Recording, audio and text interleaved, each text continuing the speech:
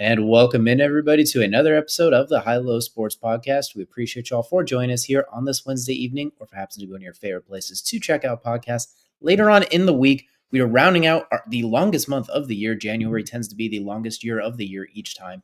And that now takes us heading into February, where we got a lot of big games coming up after wrapping up, well, another big game in itself.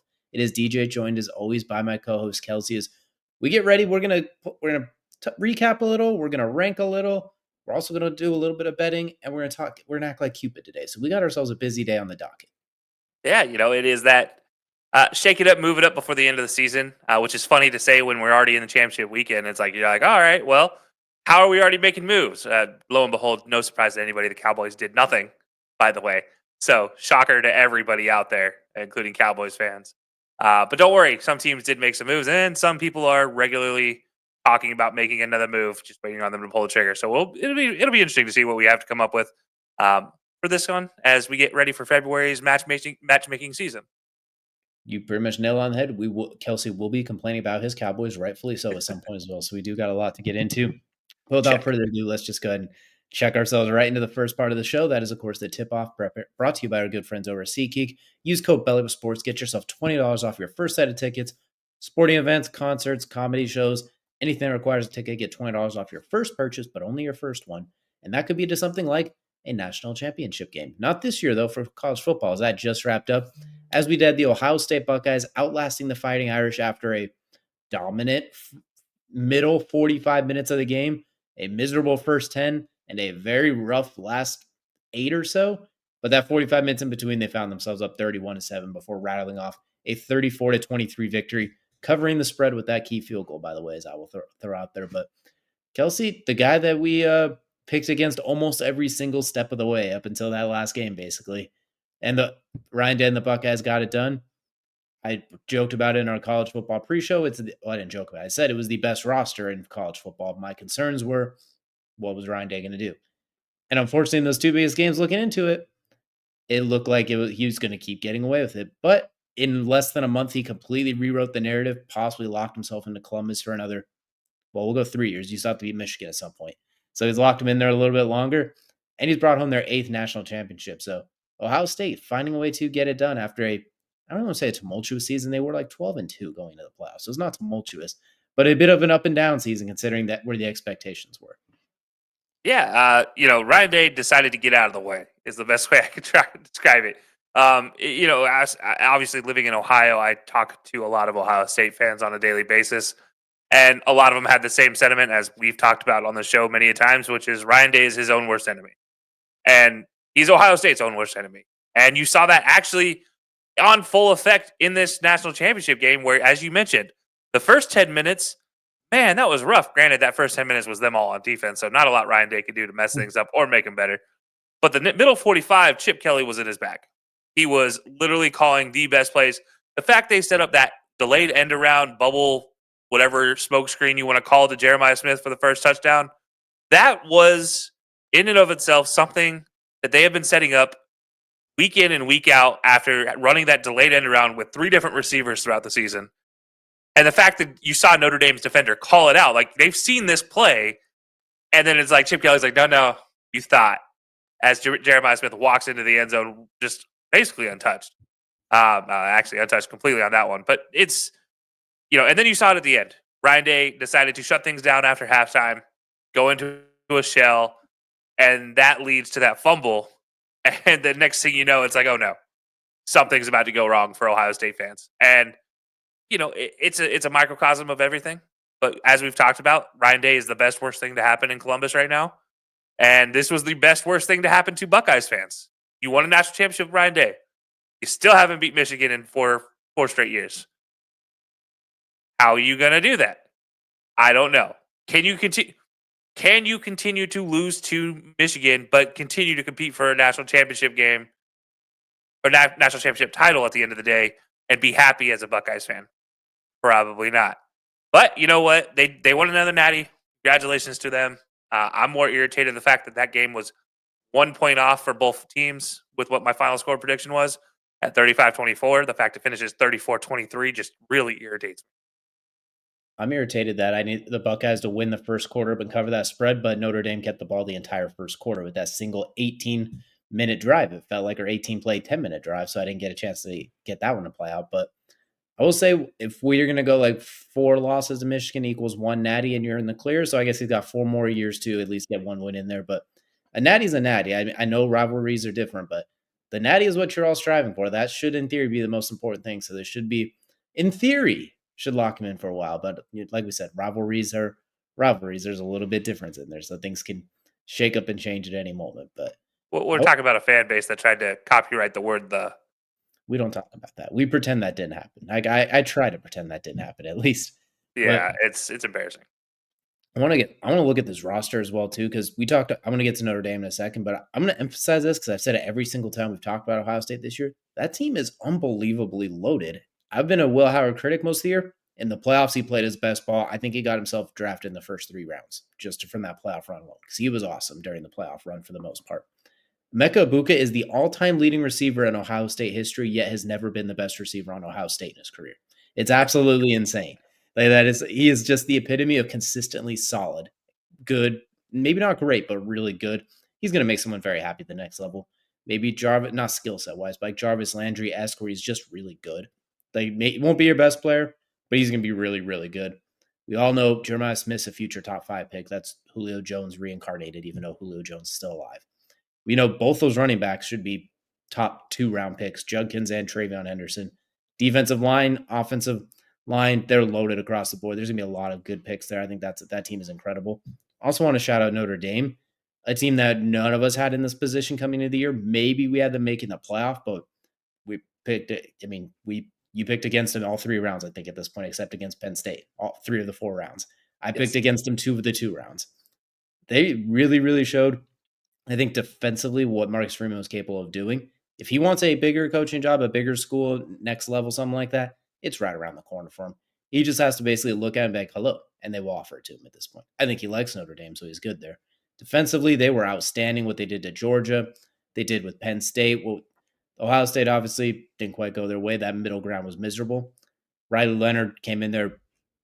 You can't run that offense with just about any other quarterback in college football. He's the only one that can run where you give him 9 carries on the opening drive to make it count like that. Makes it happen. They're going to have a lot of really good picks too. I think Notre Dame's going to be good for a while. Just want to give the one thing I'm worried about, I want to hear your thoughts on this, is a lot of people who did not like the 12-team playoff are like, this ruins the regular season. Will you see a non-conference champion who lost twice run the table and go to the national championship game? I disagree. I think this makes the regular season more interesting. I think it makes, maybe you can tweak it slightly so that makes the games a little bit more important, but I don't think, what were you going to do, keep Ohio State out at this point? Well, they beat just about everybody besides what was the number 1 ranked team, and then they lost to their rival. And then we saw what they were able to do. I think the real indictment from it comes with the playoff seeding and how it was laid out. And just the way, that's where I think the issue was, where Ohio State was able to go on that run and crush all these really good teams that earn their spots, give or take. So I don't think the 12-team playoff is an issue. I like where it's at. I don't even think we need to expand it. I think 12 is good for now. We could go to 16. I'm not going to complain. This is FCS fan here, where it's 1,000 teams make the playoffs. Don't have to tell me twice, but I think 12 is good. Maybe start it a touch earlier. Maybe kind of move the schedule around so it doesn't go for what feels like 2 months. Maybe just tighten it up a little bit. Maybe let the championship game be on New Year's Day at the Rose Bowl, something like that. Somehow just really tighten it up. Take away the bye weeks. Let those teams just get home games. I don't know. There's plenty of ways to tweak it, but I think the 12-team playoff was a success. And I think the season was not a lost season, especially considering it's the first season. It's only better from here. But I'm curious what your thoughts are in this debut of 12-team playoff. I loved it. I truthfully did. And I've talked about this every time we've talked about the playoff system and what it's going to mean. I love the fact there was different teams here. There were teams that won a conference title, like not one, but competed for a conference title in their first year in their conference in SMU, and then Arizona State, technically first year they've been in their conference, they win a title. Like, seeing those 2 teams being able to turn it around as quick as they did, especially in the year of the NIL, like, that's really what we can call this, is maybe the last 3 years of the NIL, but really this year it was most noticeable. Next year is going to be crazy. But the teams competing for playoff seeding, Indiana's, Arizona State's, Miami, Clemson, SMU, Notre Dame, all these teams would not be included in a conversation for a top 4, right? And one of these teams I just said finished in the national championship game. You know, it's everybody made a big stink about the fact that SMU and Indiana got beat in round 1. But let's be honest. Did anybody expect anything different if it was another team going against these guys? No. If it was Miami in there, they would have got slacked just like everybody else. It doesn't matter who was in this 12-team playoff. You were going to get good games every step of the way. And yes, everybody's going to look at some of these scores like, oh, these were lopsided. Yeah, and what national championship game hasn't been lopsided in the last 4 years? Since the college football playoff in general, there's been, 4 good games, really? Just in there's playoff games? Alabama-Georgia is the closest game. Alabama-Georgia is also the only game in the college football playoff history that didn't have the winner over 35.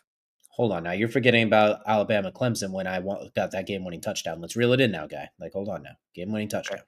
Don't take Just that saying, from me. 26-23. Don't take that from me. 26-23 is by far one of the best games. And won him a national championship. Yeah, that's fair. All right. But anyways, so 2 games out of the entire 10 years we've had this, and this is by far the best playoff lead up we've had. Every other series, I didn't really care. Like Ohio State versus Oklahoma when it was Baker, I didn't care. When it was Kyler, I didn't care. It was just I knew what was going to happen, and you saw it by halftime. And then this is like, at least with 12 teams, I didn't expect Arizona State to beat Texas. Did you? I know I didn't. And I didn't expect it to be that close either. Yeah, I should say I did expect some kind of surprise. I didn't think it was going to be the Arizona State surprise. But no, I do think you look at this, and there was so many different things that have happened in this playoff series. It provides credence to the idea of putting 12 teams in a playoff, and that's what all I care about. Is that there's a credence here that now it's not Oregon versus Ohio State. It wasn't Oregon versus Penn State. It wasn't 2 blue bloods here I guess technically they're blue bloods history-wise, which is also my comment I had for your Freeman going to a bigger job. Is there a bigger job than Notre Dame? I don't know. But, it is something to look at where you look at these playoffs and you're just like, man, I had fun. And I do agree, though. I do think there does need to be a shift in the playoff timing. I don't like this late. I also think you need to use these extra bowl games because nobody cares about the Bahama Bowls in the world, but they care about the Pop-Tart Bowl. Guess what would have been the most exciting Bahama Bowls you could have put out? Is if you saw Tennessee versus Ohio State in the Bahama Bowl.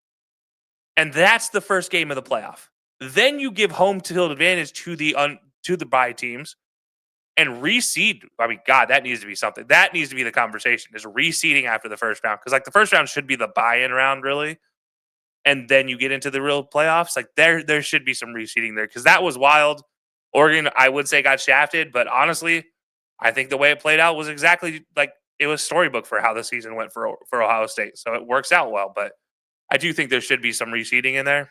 But this first year, I don't hate it for a first-year attempt at 12 teams. But there's some definite tweaks you can make. I just think to make them, you need to make it more fan-friendly.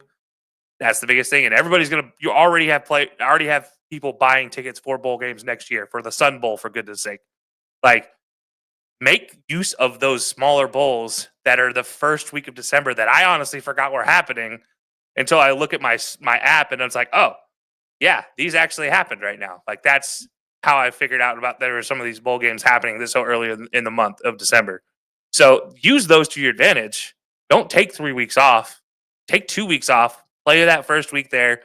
Play the second. I do like the championship, like the play-in games for the final week being the New Year's games. I think that's a really good idea. And then you play the championship the first week of January like you had previously. But yeah, I mean, overall, I think it was a good first rendition. Make it better next year. It was definitely a good start. The one thing I do want to point out, too, is no matter what your thoughts on or who made it, who didn't make it, whether these teams should not have been there, they obviously they talk about the teams that were left out, et cetera, et cetera. The most lopsided games were Oregon, Ohio State, and Ohio State, Tennessee. 3 teams that no one had an issue with in the playoffs. So while I get the qualms about SMU getting in there, especially how that first round went, I get the qualms about Boise State getting a bye and Arizona State getting a bye. I don't get I'm not going to accept the Indiana qualms because they only lost to the only teams they lost to are the 2 teams in the Natty. Granted, they got absolutely clapped by one of them and nearly got clapped by the other till a near almost cover at the end just to spite gamblers.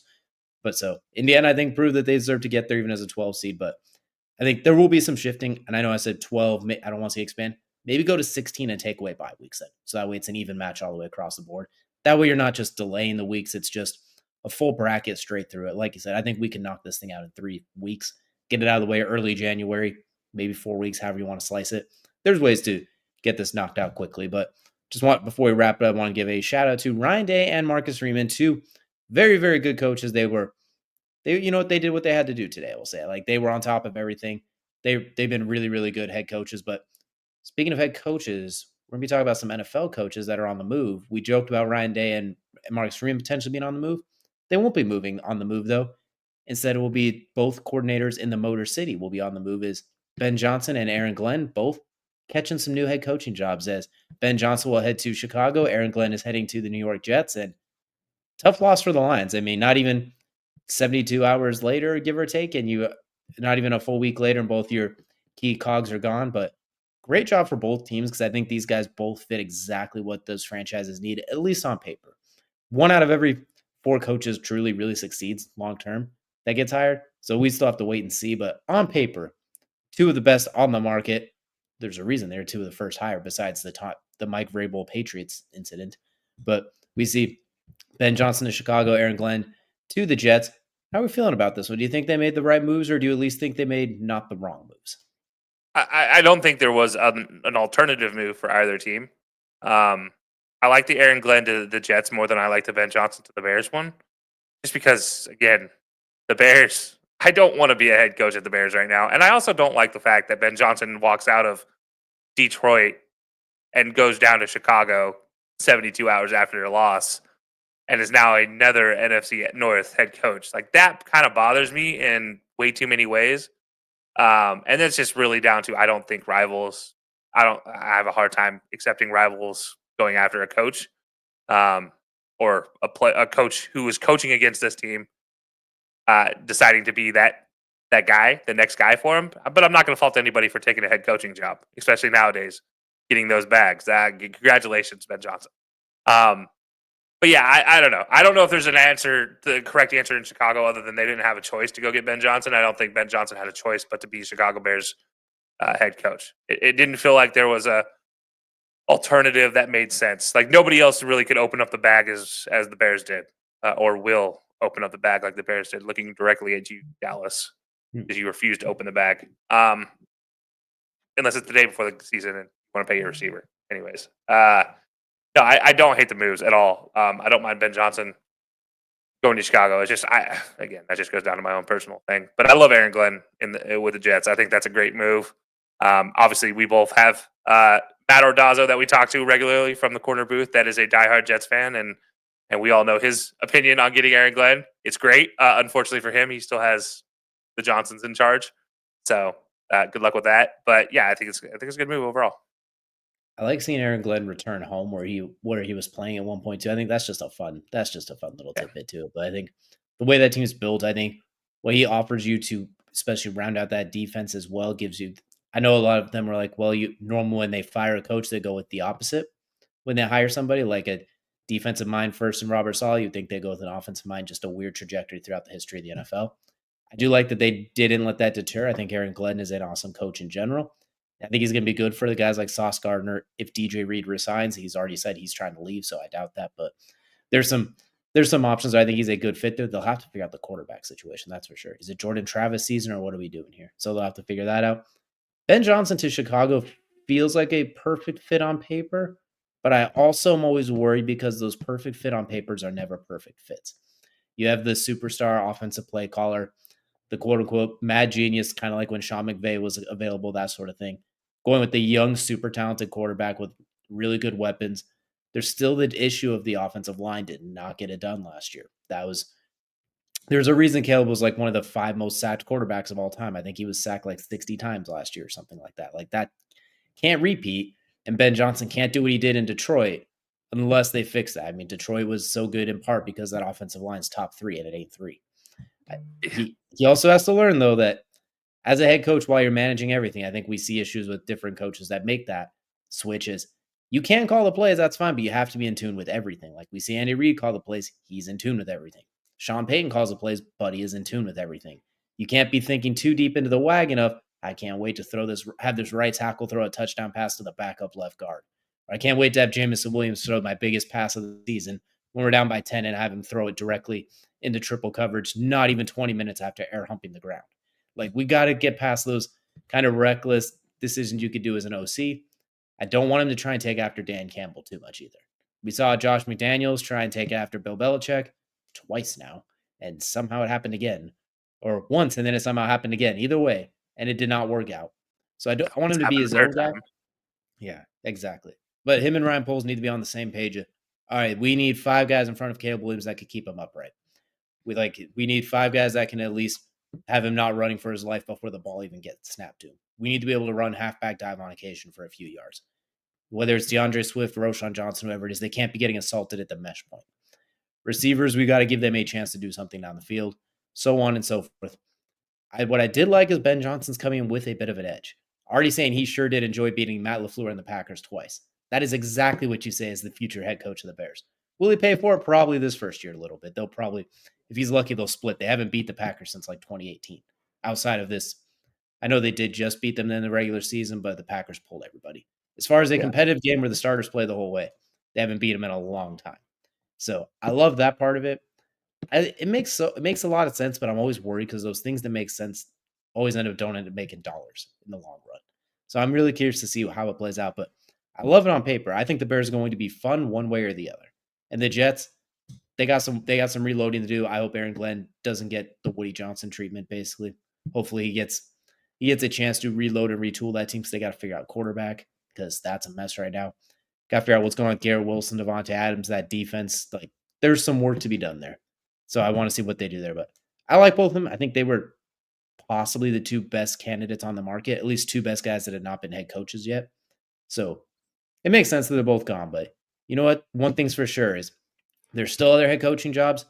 Those GMs they're gonna be trying to play matchmaker to find their magic matchup for which head coach is going to coach their team, which means they're going to have to be on their P's and Q's and they're going to have to make sure their mind is in the right place. Yeah, it is exactly right. And, part of that is you got to be able to get your mental wealth. You got to invest in your habits today. That way you build resilience for future challenges. Well, these GMs are going through all sorts of future challenges, it looks like.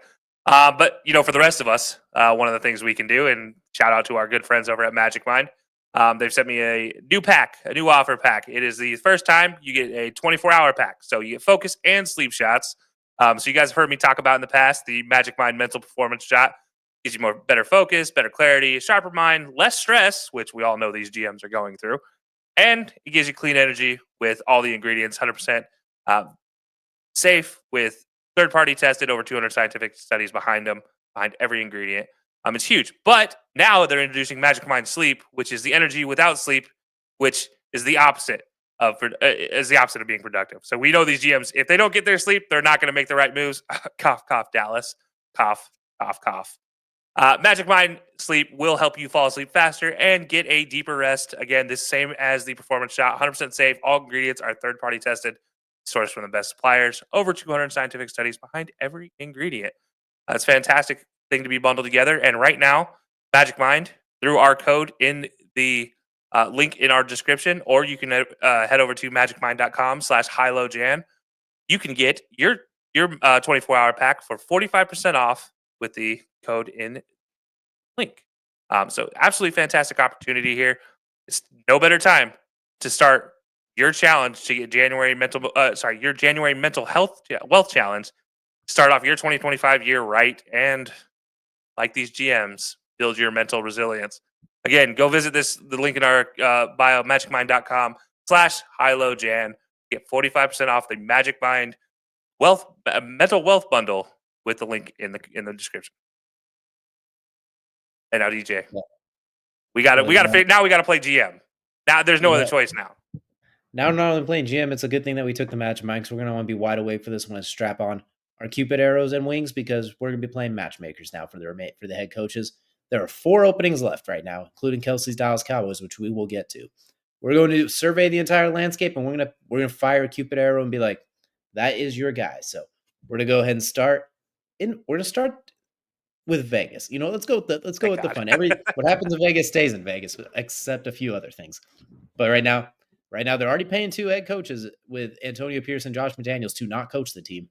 GM, they just let the GM go. I believe they're bringing in. I think they're interviewing a new GM right now. You're picking, I think, like 6th in the draft, something along those lines. You got some good players and guys like Max Crosby. You got Brock Bowers, who's a top 3 tight end, and he's not number 3. You got some solid players, but you got some work to do and an owner that needs a haircut. So, Kelcey, we're surveying the Las Vegas Raiders. There's only 32 of these jobs open, so I know you can't say nobody. Somebody has to coach this team as a head coach. Where do we feel? You can survey the landscape. Anyone who's not currently a head coach. Anybody who's not currently a head coach. So I can say myself is what I heard. Fair I'm just kidding. point, but I'm no. not. I am not going with myself to go to um, the Raiders. I'm gonna go ahead and I'm gonna go on a guy I've been a big fan of as far as his offensive play calling over the years.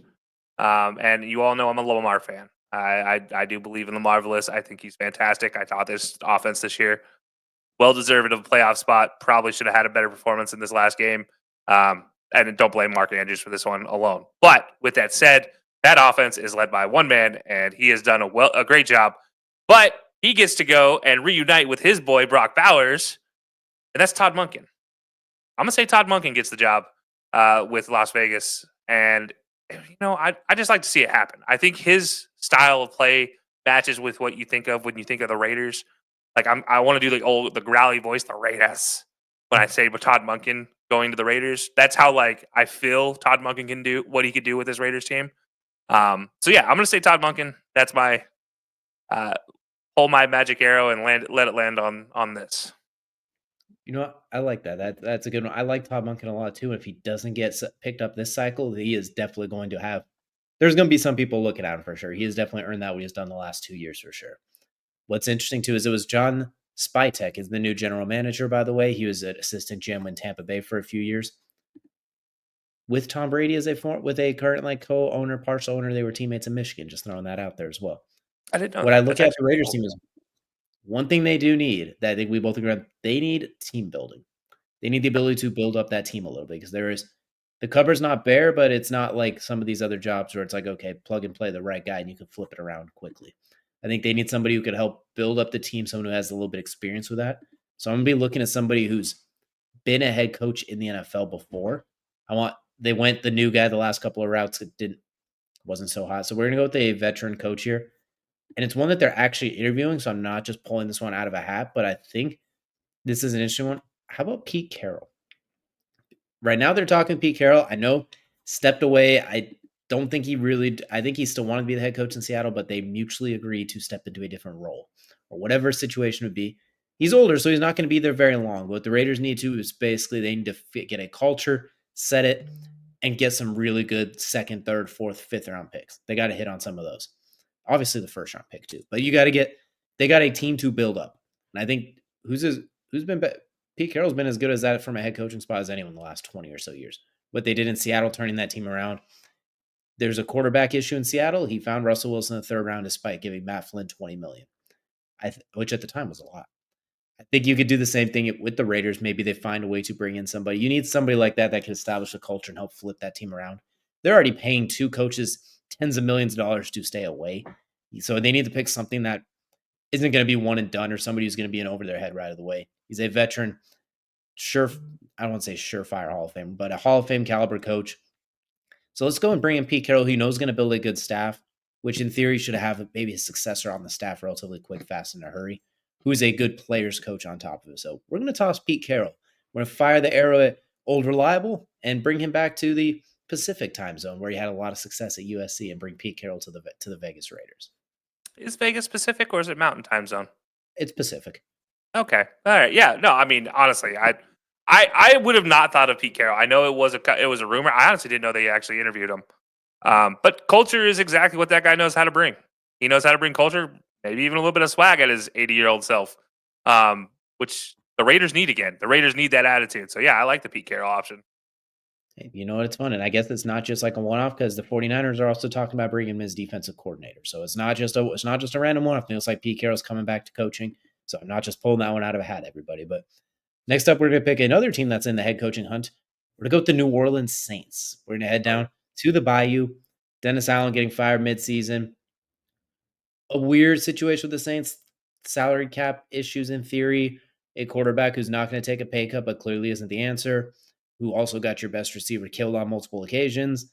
Alvin Kamara getting older. An old roster in general, who we king. Like, that's just a bunch of old guys. That team is in need of some overhaul. So, Kelcey, who's gonna tackle this situation going on in New Orleans? Who's gonna be the guy tasked with turning it around? I'm gonna task the guy who is famous for handing out butt aid, with the butthurt fans that are in New Orleans. That is Mike McCarthy. I honestly think he's gonna be the guy. Fun fact: if it wasn't for the Sean Payton experience in New Orleans, it would have been Mike McCarthy that took over for the New Orleans Saints prior to you saw Sean Payton there. So yeah, fun fact for you. So he finally gets to reunite with his Saints fandom, I guess we should say. But yeah, so Mike McCarthy goes to the Saints and good rid. You know what? That's a pretty good fit there. I mean, I think that's you kind of trying to spite Mike McCarthy a little bit more than anything. I think that's you No trying to send him comment. to the gulag or to the abyss. No comment All right, on at least we're on the my same opinion page. on that. That is perfectly fair as well. And I think this is a kind of similar situation when we talk with the Raiders. That team needs some work, is what we're going to say. We're going to just say that there's some stuff that needs to be done there. It's going to be tough because you're not going to get those. I don't think you're going to get the opportunities that someone like Pete Carroll and some of those other guys we talked about. So I think it's going to leave you with, I don't want to say limited options, but that team just has a lot to work on. But one thing it does have is a very winnable division in theory, because frankly, the NFC South hasn't exactly been barn burners. I'm gonna pick somebody who I think deserves a shot and has shown the ability to once again retool a team quickly and get the most out of it, almost to a fault sometimes where it gets him fired. How about Brian Flores in New Orleans? Not just because it kind of rolls off the tongue there either.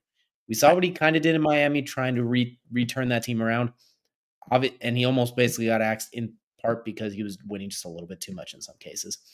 But I think if you get him in New Orleans, give him a chance to. We saw it, remember, New Orleans when he was in Miami, trade away Minka Fitzpatrick, traded away a lot of guys. Maybe this you trade away Cam Jordan, you trade away some of those guys. Gives him a chance to build his guys, build that culture as we talked about from the ground up. Gets him a chance to get defensively. We saw what he did with the Vikings defense. Definitely much better than the sum of its parts. I think that's what you need in New Orleans, someone who gets the most out of it. They will have to figure out quarterback, and it has to be somebody that Brian Flores isn't going to, throw mud at the whole time, which I think, like the rumors were Tua. It'd be kind of funny if Tua got traded to the Saints and that worked out. That'd be to reunite them. But let's put Brian Flores in New Orleans, give him some time, see what he could do to rebuild that program, because if he flips that one on its head and flips it back around, that's going to look real good on the resume. It's going to be a nice "I told you so," which he's thinking in the back of his head. He wants to tell the entire league, "I told you so." Oh yeah, my whole thing with not picking Flores for the Saints is just down to You I don't don't want want to to do make that to him a. Brian Flores. Yeah, exactly. I don't want to do that to Brian Flores. I want him to succeed wherever he goes. I don't want to see him as a scapegoat anywhere. And I think you're going into New Orleans. You have that situation where you're kind of picking a coach that's going to be a scapegoat, because as you mentioned in the conversation about the Saints in general, they're an old team. They got a quarterback who doesn't want to take a pay cut.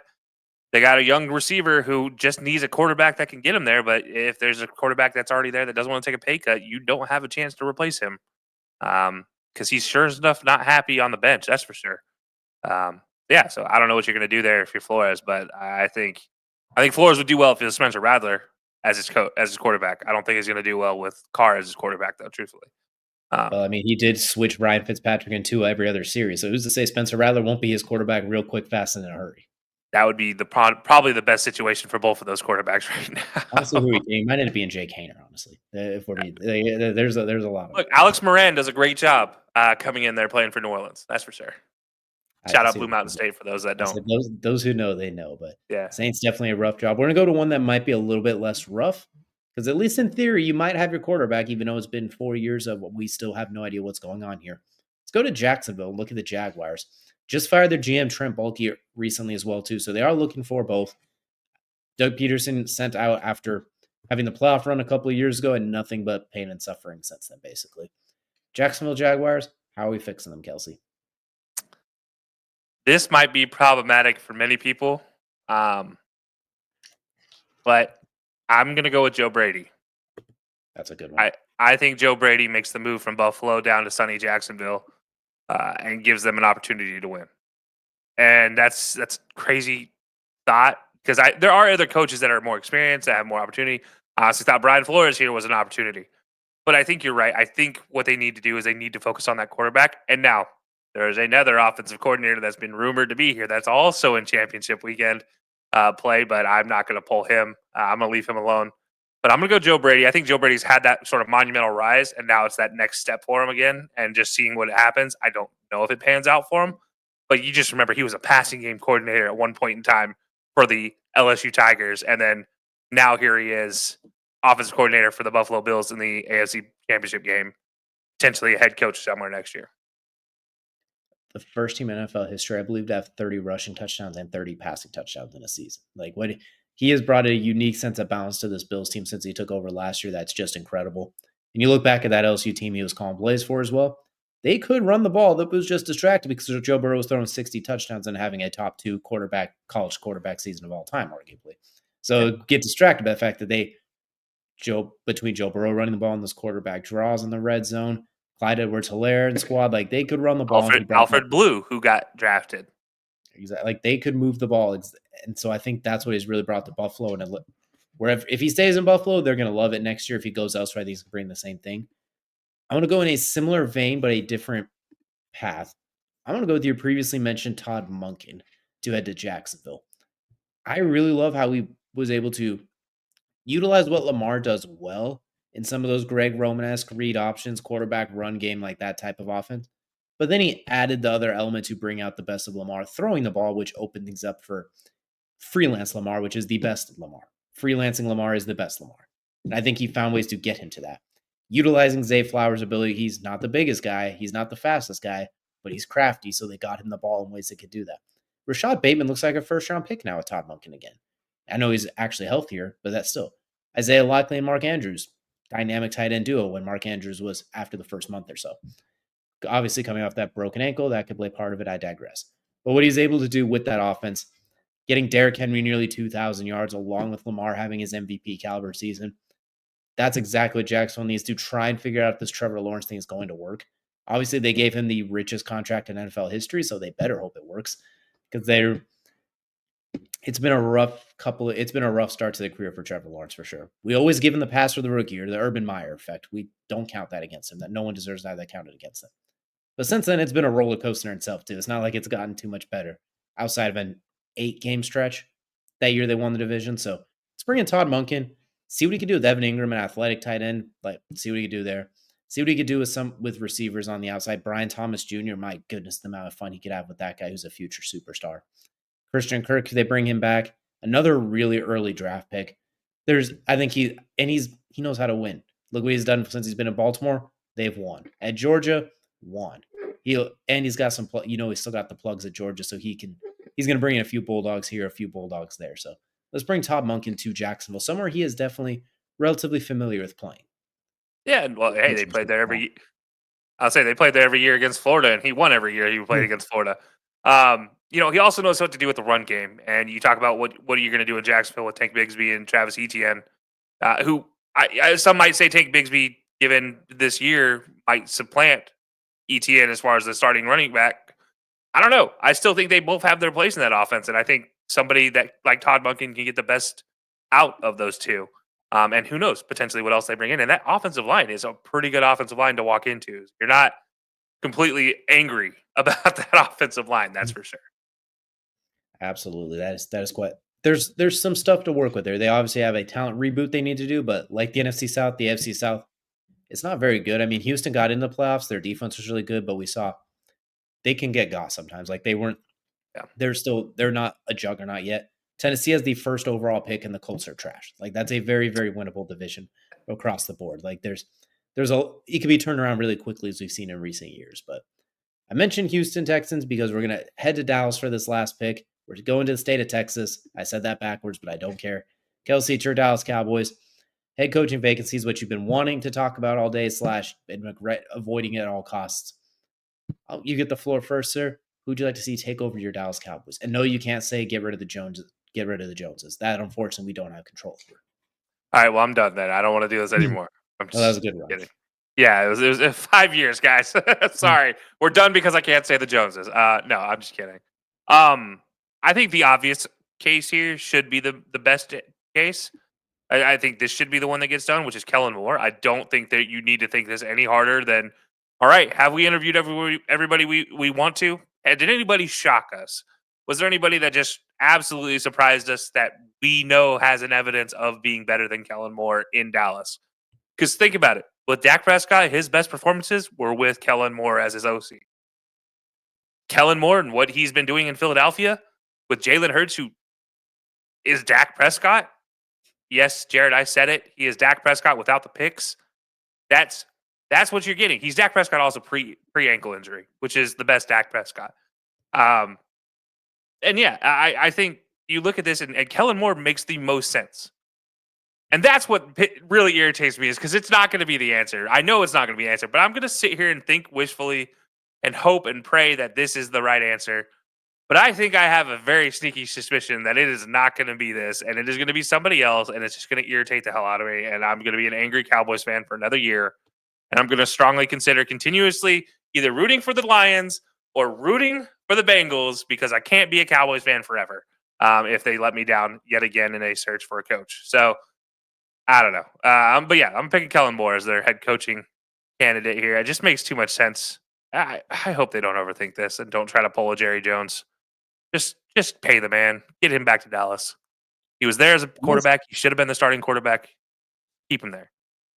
It makes a lot of sense. Him and Dak did have a lot of success together too. He a lot of familiarity, but at the same time, it's that fresh new face of like it gives you your coach for the long term. So Dak's older, but he's not old. He's 31. The way quarterbacks play now, you got time for him. You just re-signed him and CD. You got to bring back Micah in theory.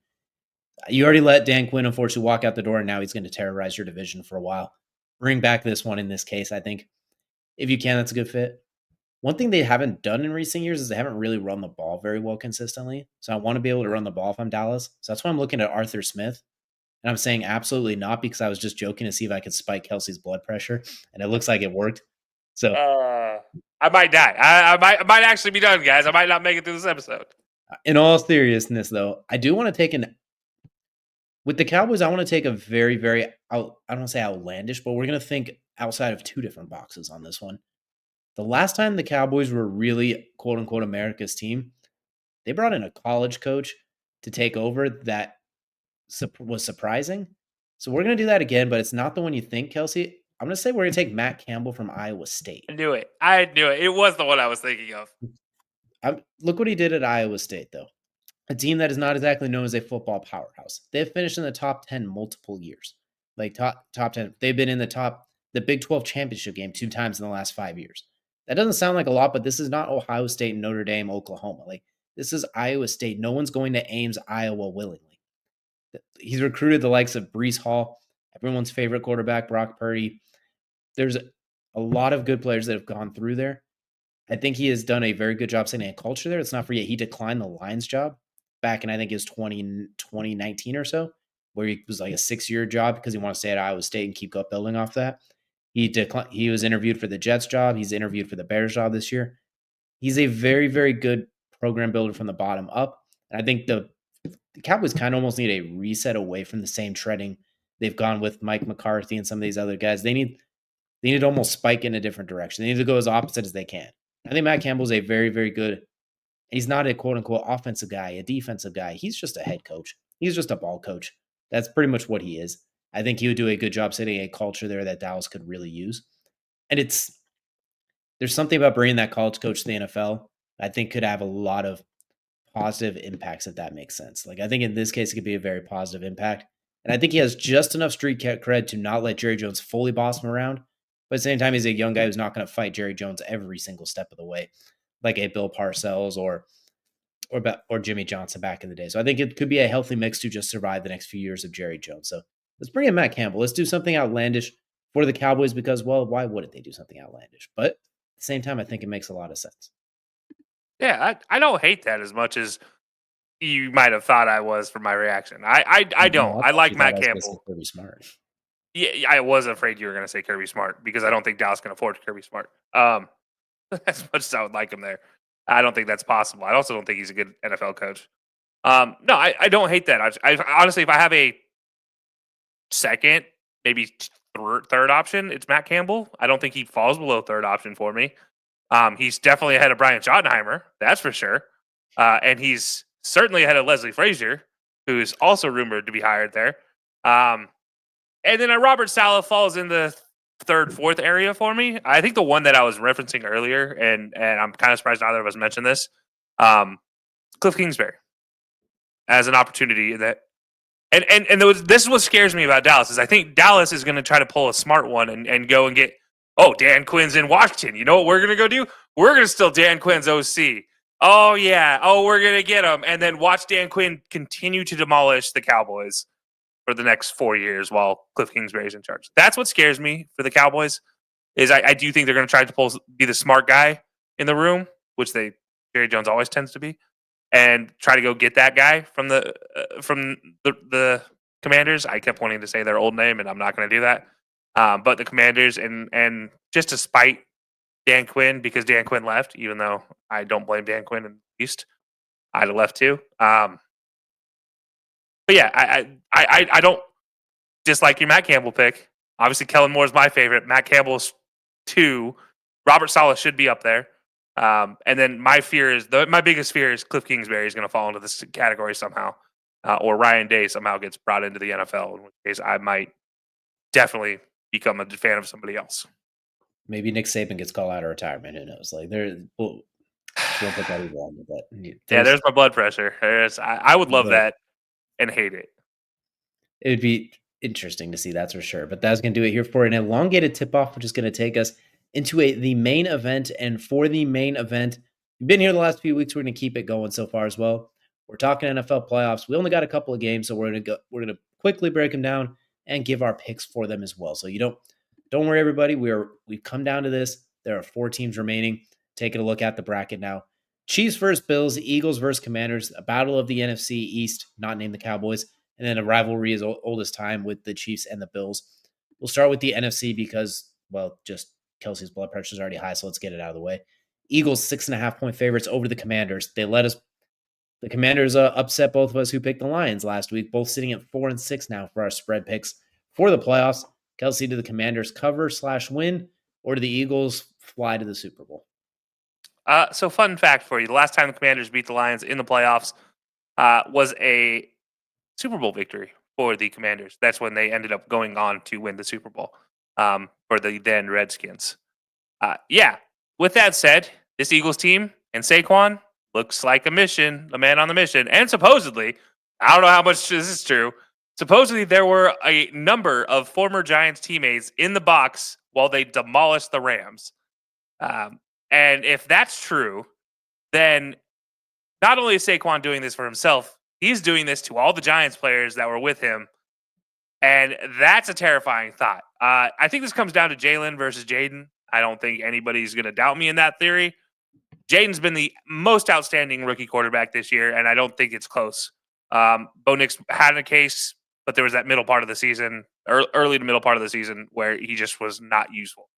Jayden Daniels, though, has been the guy. Just continues to dominate. Who would have thought an Arizona State quarterback would eventually turn into this? Yes, I said Arizona State. I stand by that. And then for the Eagles, Jalen Hurts, you just have to worry he's going to continue to play it too safe. And I think against the Commanders, you have to be able to air it out. And I think you have A.J. Brown opportunities, Devontae Smith opportunities. With all that said, I'm going to say Saquon and the Eagles get the victory, but it's going to be a lot closer than most people think. So, yeah, give me the Eagles. So you're in the Eagles and to cover 6.5. Or do you take the Palmies to cover 6.5? I'm going to take the Commanders to cover 6.5. Okay, but I'm taking the Eagles. I'm taking the Eagles to win. Commanders to cover. Okay, that's perfectly fair. And the way the Commanders did it last week, it's kind of hard to not pick them at that point. When we picked them to not cover as 9.5, and they demolished. I look at it too. What I think's interesting is that Lions team was basically good for the getting in hindsight. All the injuries that had piled up over time, like they just did not have the horses offensively. Of Quinyon Mitchell does play, which I think he's expected to for the Eagles if he is able to bounce. Terry McLaurin's not going to run down the sideline the same way with Quinyon Mitchell out there.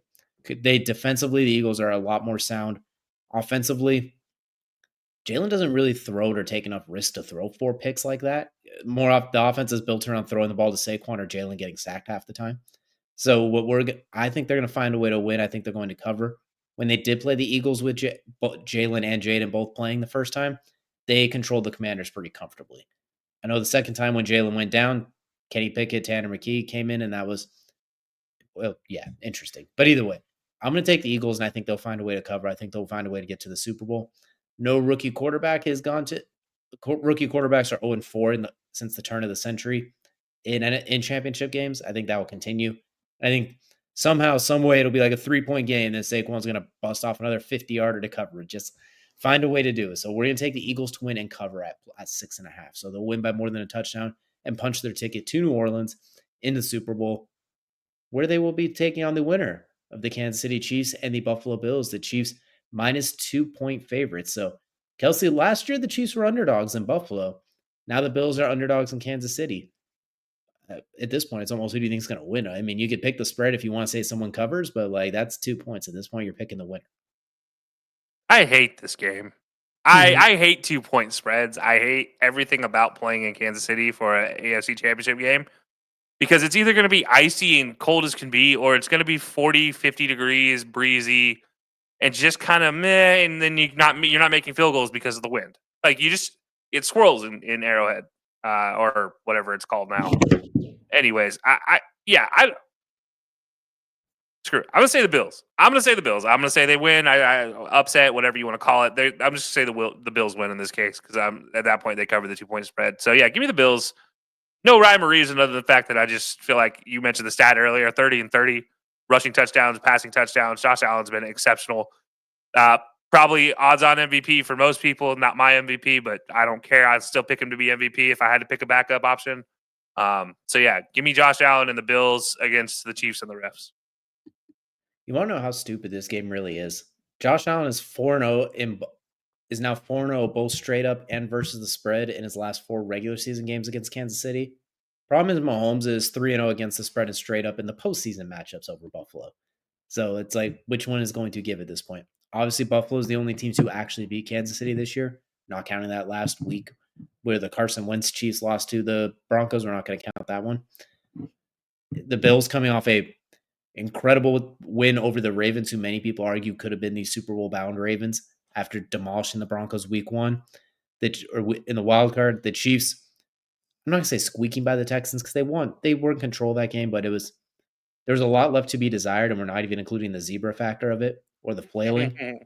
There will be guaranteed each one of these quarterbacks will flail and flop like it's prime James Harden and LeBron from the mid 2010s. Guaranteed, because that's what they both do very well. Since the implementation of the Super Wild Card, every Super Bowl has included at least one of the number 1 seeds. And since the lines are out, I feel like at that point, the inevitability is going to kick in an Arrowhead again. So I'm going to actually do it. I'm going to go with the blasphemy here. The Bills will cover that +2, but the Chiefs will win the game. Somehow it will be a 1-point game because the Chiefs are the worst awesome team at covering the spread I've ever seen in my life. So somehow the Bills will cover this +2-point spread and lose by 1 point to the Chiefs because that is the most heartbreaking way this could possibly go down. Whether it's a missed field goal, a blocked field goal, or a made field goal, whatever it is, I'm going to take the Chiefs to get to the Super Bowl. The inevitable happens. They get another rematch because that's how their Super Bowls go. You face the Niners, you face the Eagles, you rematch the Niners, you rematch the Eagles. The dynasty run of beating 2 teams continues. It's the Cavaliers and the Warriors all over again, but with a twist. So we'll take the Bills to magically cover as well. I'm with you on that one at +2, but we're going to take the Chiefs to win the game and just setting up an Eagles-Chiefs Super Bowl that nobody wants. And by nobody, I mostly mean you. Nobody wants this. I'm sorry. I want truthfully, I want a Bills Commanders matchup, but not all beggars can be choosers here. Yeah, I'll at least take one of those 2. That's all I care about.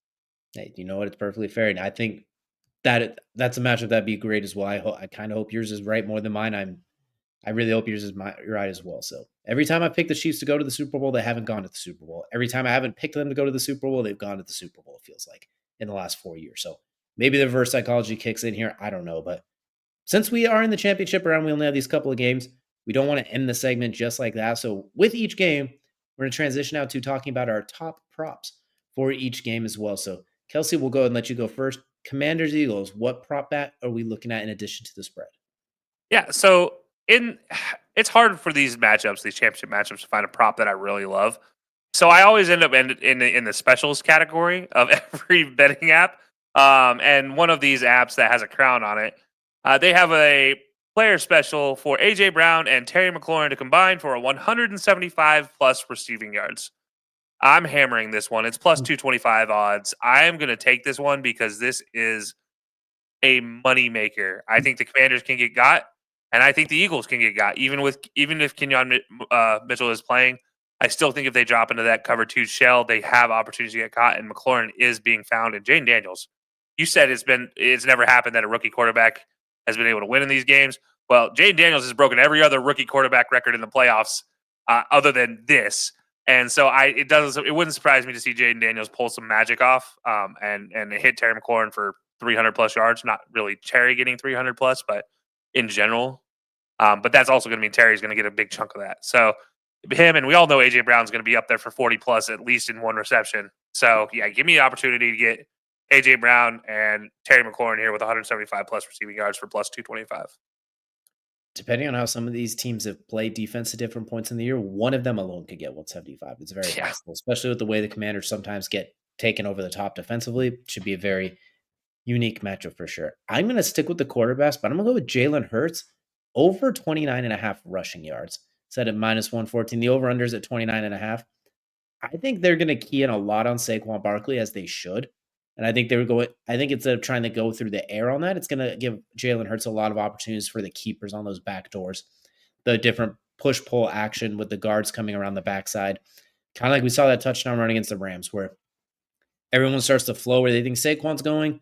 Jordan Mailata pulls the backside, and he probably could have scored himself on that one because no one wanted to get in his way. Jalen Hurts walks into the end zone. So we're going to go Jalen Hurts basically over 30 rushing yards or more, set it over 29.5. I think he's going to cook them on the ground more so than through the air. I think they're still going to control a lot of the game and possessions with Jalen Hurts on the ground as everyone keys in on number 26, rightfully so. And that's now going to take us into the AFC Championship game. So, Kelcey, the Bills, the Chiefs, should be a high-flying game, but we all know how every time we think it's a high-flying game, it never is a high-flying game, but then it is a high-flying game. How are we feeling with this one? What's the top prop for this one? Yeah, again, I tend to shy away from the regular basic props. I'm going back into the player and game specials again in that same app with a crown on it. And I am looking at Josh Allen and Patrick Mahomes, but maybe not for the stat people are thinking. Josh Allen and Patrick Mahomes each record 5+ rushing yards in each quarter. We all know Patty will rush, and we've seen it last game. We'll see it again this game. We saw it all throughout every playoff he's ever been in. He does rush regularly in the playoff games to get 5 yards and get out of bounds eventually, or slide and get a penalty. Josh Allen, we all know his penchant for running. I mean, enough 4th and 1s, 3rd and 1s, he's going to get 5 yards alone that way. And this special is at a plus 5,000 odds. It's a long shot in the sports books, but I think it's not really a long shot if you've watched them play. I think in the playoffs specifically, these two guys love to make the plays, and we all know Patty's going through some drama in the news with the referees. So there's going to be something there. And with Josh Allen, the dude is a dual threat if there's ever been one. So yeah, give me those two to get 5+ rushing yards in each quarter at plus 5,000 odds, which is crazy, but I'm doing it anyways. Wow, you're more or less trying to burn money here, is what you're saying. You're going to set that on fire. I'm winning something, or I'm burning $5. I don't know which one it is. It's one way or the other, something dramatic is happening. So I'm going to reel mine in by a few thousand odds with the one I'm going to pick for sure. I don't normally love anytime touchdowns, but we're going to take an anytime touchdown. We're going to take the Travis Kelce anytime touchdown. Plus 130.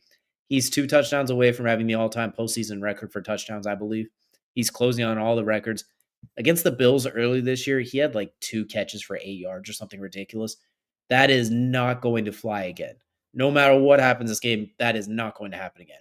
Travis has maybe, 3 good games of being Travis Kelce left in his career. One of the last games of the year, Brett, you can't hold anything back now. So I think they're going last week. No, DeAndre Hopkins caught 0 passes for like the first time in his life. Juju Smith-Schuster caught 0 passes. The only receiver who caught a pass was Xavier Worthy. It was the Travis Kelce show. I don't think he'll quite do that this week, but I do think he's going to get involved. And in the red zone, we already know Patrick to Travis Kelce is like death and taxes in the postseason. So they'll find a way to get a touchdown. He'll get one step closer to history, plus 130 odds. If in the postseason, I'll take that every single time. So we're going to get Travis Kelce anytime touchdown. Last week, it was a little sketchy, but he did get it eventually. So I think this week he finds a way to get in the end zone again. I like it. I don't hate it at all. I think Travis Kelce, we talked about it in the lead into the playoffs. Travis Kelce is ready to set that record. It's the next thing on the docket for the Chiefs. They want to get a 4th title, and they want to get Travis Kelce this record and get the 3-peat on top of it too. Like they can't keep getting away with it, but they keep getting away with it. So the death and taxes and the Chiefs inevitability is what we're looking at here. But that's going to do it for the main event, and that will cruise us right into crunch time. And for crunch time, I know this is normally Kelsey's favorite part of every show, but I'll keep mine short and sweet as well. We appreciate y'all so much for hanging out with us. If you haven't already been noticed, those who watch on YouTube, it will be live streamed to the Belly Up. It will be uploaded to the Belly Up YouTube page. So that's where you'll be able to catch the video if you don't watch it through X or Facebook. We will upload segments to our YouTube page as well, so definitely still keep going there. Don't miss out on that, including things like the UFC betting odds that we posted last week, which went 1, 2, 3, 4, 5 for 5. So that's a nice plus 3,200 parlay. If you decided to tail all of that, I always caution against the parlays, unless you bet every single leg individually. That way you get something in return. However, there's still some good stuff to come there as well too. Obviously, keep tuning in. Lots more fun stuff to come as well. Super Bowl, everything like that. But Kelcey, I think people need to start tuning in. Like, definitely still follow our YouTube page, but go check out the Belly Up YouTube page as well for these full episodes if you don't catch them live on Facebook or X. Yeah, it's going to be exciting times. And it's not just us moving over to the Belly Up YouTube page. We're going to have a whole group of shows coming out with live or with new content exclusively on the Belly Up YouTube page for full episodes. Be sure to check that out. I mean, you can subscribe to us, subscribe to our friends over at the corner booth. No credentials required. You got so many different options over there. You got Sideline Summit, who are some fantastic guys, both whether it be football, basketball. They know your knowledge. We've all seen Antonio on this show talking Celtics basketball, so we know he knows his Celtics. But yeah, guys, there's a lot of great opportunities to find some new shows over there on the Belly Up YouTube page. So be sure to join us over there for our full shows, and then stay tuned to the High Low Sports YouTube page for all of our special segments, fun betting options, and maybe some new segments coming up in the new year. So, a lot of fun. There's a lot of fun for sure as well too. But we appreciate y'all for hanging out with us on this Wednesday evening, or if it's later on in the week for you, and we can't wait to see you all again next week.